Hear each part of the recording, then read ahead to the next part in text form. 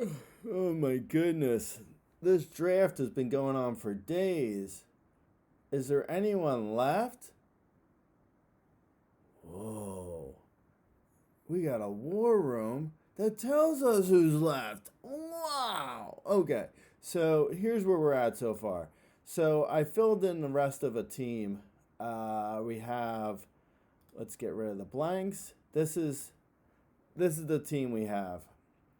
So you see, we got one, two, three, four, five, six outfielders.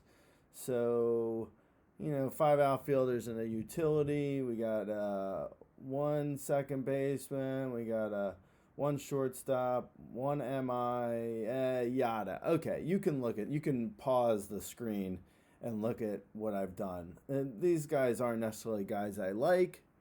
These are just guys I put on this fictitious team. Okay? All right. Moving along. So we see how the categories are now filled up from the last time we checked in with video 2. By the way, if you haven't watched video 1 and video 2, you should go back and watch them. Okay. So now you see the runs, homers, RBIs, yada. All these categories are filled up, right? There's only a few things you're lacking. So you look at your team, and this is a 15 team NFBC league draft champions will say, so 50 rounds. So you're looking for players now who could potentially help you. All right? So you see steals are probably your worst position, but you also only have one closer. So you're putting all your eggs in that closer basket. So you probably want to get another guy who can give you saves. So let's do that first. Let's say it's our draft pick again. Let's go back. So you get rid of your team. All the Y's are your team. Why? Because I said so. Now you get rid of the Y's and you do all the blanks. Those are the players that don't have a Y or an X. So all the blanks are all the players that are available. So you hit OK. Voila. All the players that are available. So now you said you wanted to get a closer, or at least the closest you can find to a closer. Someone who's got potential saves. Okay? So clear all this, and relievers. So you clear all the other positions, you click on the relievers, so now you only have the relievers. So now you want to go through and sort. You see this? You could sort by saves. So go and you click on the sort by saves, click sort ZA. ZA. So you're sorting by pizza. Now, that's not ZA. In this case, ZA is you're sorting by saves. So you look at this and you see who's got the most saves potentially out of all the players that are available. So according to this sheet, the most saves available left in your draft is Tyler Rogers. So you can now choose. This is where you have to make some decisions on your own. Okay, I'm sorry. I know that's unfortunate to hear, but this is where you have to look at and see if you want the top guy, Tyler Rogers, who he's. I'm guessing McGee is the guy in San Francisco, but Tyler Rogers. Oh, sorry, I got a phone call. Oh, it's my mommy. Okay, sorry. That was a small intermission. Okay, back again. All right. Tyler Rogers is the guy who's, this is saying has the most saves potential. Do you agree with that? I don't know, maybe. Alex Colome is a free agent as of the recording of this. So do you think he's going to sign somewhere? Maybe he's the guy. Cody Hua. That's the Hua is also the name Karen Hill called Janet Rossi in 3C. Anyway, Cody Hua is the next guy. and Middleton, Giles. So then you look at and you're like, well, I need saves. This is, according to this sheet, this is my best bet.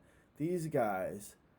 Honestly, I think Ken Giles is probably the best bet here. But let's go with, let's do Ken Giles. So that's who we're taking. So then, see how that went bye-bye? Let's do it again. So you can focus your eyes on the right thing. Okay? Get rid of the Y. So then it comes back. So Ken Giles, also in the 22nd round, Ken Giles is the most likely to be drafted before your next pick.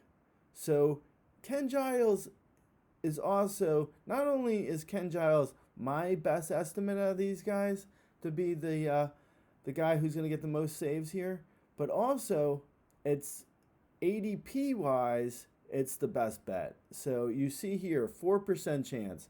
So if you get a chance to get Ken Giles as your 22nd pick, you take it, okay? Because there's a good chance you can get Tyler Rogers in the next round anyway. See, now you see all these updated. So in the 23rd round, you're still searching for saves. You can go with Alex Colomé, or you can go with Tanner Rainey. You can scroll down and see who else people are looking at. Jorge Alcala is someone. Okay. Yeah, sure. Jorge Alcala. You say so. Trevor Rosenthal is a guy that people are looking at. So you can see, you can just scroll down and see who people are currently looking at. That's essentially it. Like there's, it's only the 23rd round. People aren't looking for, Dylan Coleman, whoever that is. I don't even know who that is. Okay, so so I mean, you gotta put faith in Rudy's hands a little bit, and you go with Tyler Rogers as your 23rd pick. So now you do that, and you're like, okay, I feel pretty good about saves now. I got two more guys who should get saves, and you see up here your saves. So the saves right here are up. They went up a little bit.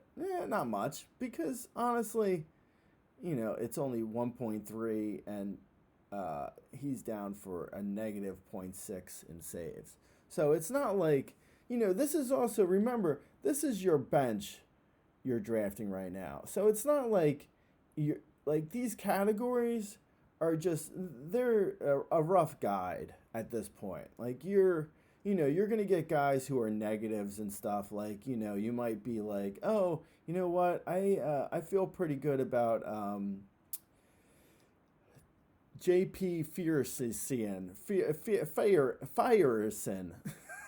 Easy for me to say.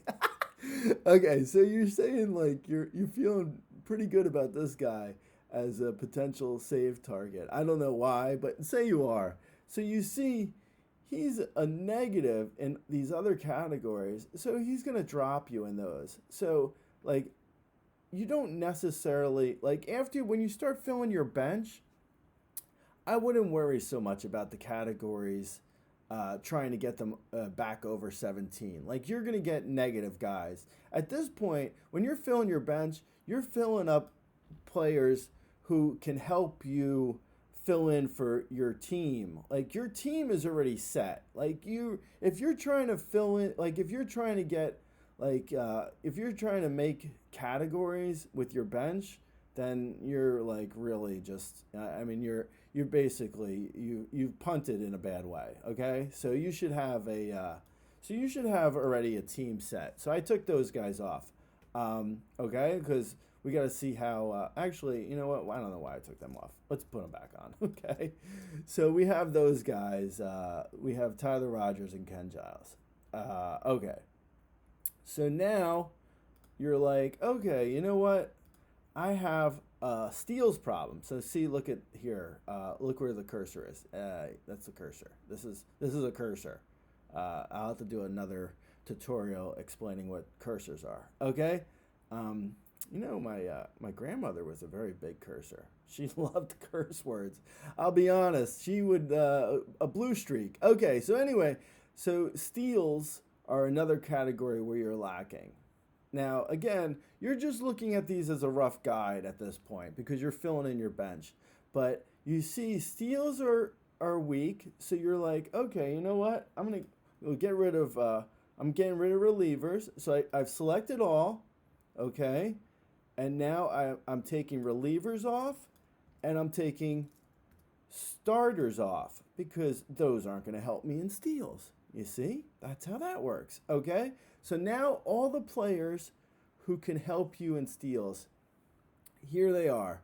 So you go through and you're like, let's see. I'm gonna do a pizza sort. Sort za, a sort za, sort Z through A. This is taking a bit because of Google. This is don't come into the comments on my post and be like, hey, Gray, hey, handsome face, but why is Google taking a long time? Don't ask me. I don't know. And I didn't invent Google. I wish I did. Okay, so now I just sorted by steals. So now you see Tyler Wade is by far the best bet for steals. So he's going to give you negatives and other things.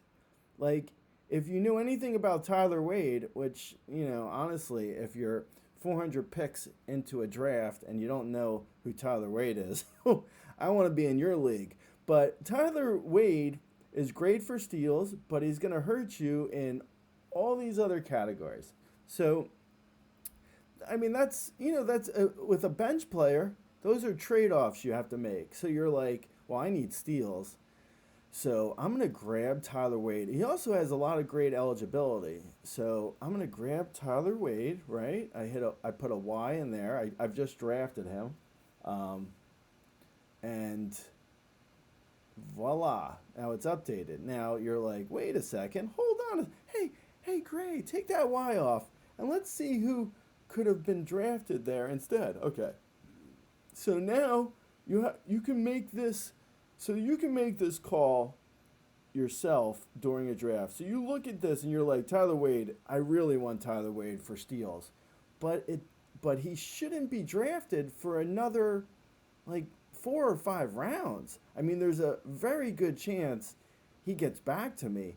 So, also you have to consider if you're in a draft with a bunch of Razzball people, you may not have the same luxury of waiting for someone. But let's assume you're in a draft with a bunch of other people, non-Razzball people, which, honestly, that sounds easier to me, to be honest. So that's good. You found a good league. So, okay, so you look at Tyler Wade and you're like, he's by far the biggest steals contributor left on the board. I want him. But he's got a 98% chance, almost a 95% chance of being there 5 rounds from now. Okay? So it's like, why am I drafting him here when, Jonathan Villar, he's a guy who should have been drafted already. Or Julio Rodriguez, you see at 0%, you're like, wow, I can draft Julio Rodriguez or Jonathan Villar now and get some potential steals and then wait 3 or 4 rounds for Tyler Wade. Or like Vidal Brujan, look at him. Or Jared Dyson. Like, there's a lot of guys here. Actually, there's a bunch of steals late in drafts. Okay, anyway, side note. But you can get someone like Tyler Wade in 4 rounds, but why not go and say, okay, well, Julio Rodriguez has a 0% chance. Like, he should not be here anymore on my draft table. So I'm gonna take him. I'm gonna grab him because he should have been drafted already. So I'm getting really lucky to get him. So I'm gonna take him. Okay, and then I'm not going to risk waiting 3 more rounds. And my next pick, let's say I'm on the I'm pick 6, so I'm not on the turn. I'm in the middle of the draft. But anyway, so my next pick, I'm not gonna risk it. Like anyone else steals Tyler Wade from me, I'm gonna be really upset. So I really need Tyler Wade on my team because he can help me in steals. So I'm gonna take him. So now you see, so now you have Tyler Wade and Julio Rodriguez on your bench. Now, granted, that hurt you in other categories. So you're not gonna want to play Tyler Wade every day during the season unless you have injuries happen. But now you at least have a guy who, if you're like in the middle of your, if you're in May and your team is falling behind in steals, at least now you can be like, oh well, I'm just gonna put Tyler Wade into my team. My team is now over here, so I'm gonna put this is the team as you've been drafting. So I'm gonna put. I don't have. Remember, there's no starters listed here. So you have to. If you want to see your whole team, you have to do select all for all positions to put starters. But let's take the starters out again, and let's take the relievers out again, and just do the hitters. So now you look at your team and you're like, okay, well, if Gleyber Torres has a bad season or he's underperforming, at least now I can put Tyler Wade in my lineup and get steals to go with, Trey Turner. And I didn't get steals from, I wasn't getting steals from Brantley, Duvall, Calhoun, Meadows. Like you can see the steals on your team. So that's how. So that's sort of how I would go about doing some end game targets for positions you might need. Okay. Well, thanks for listening. Thank you. Bye.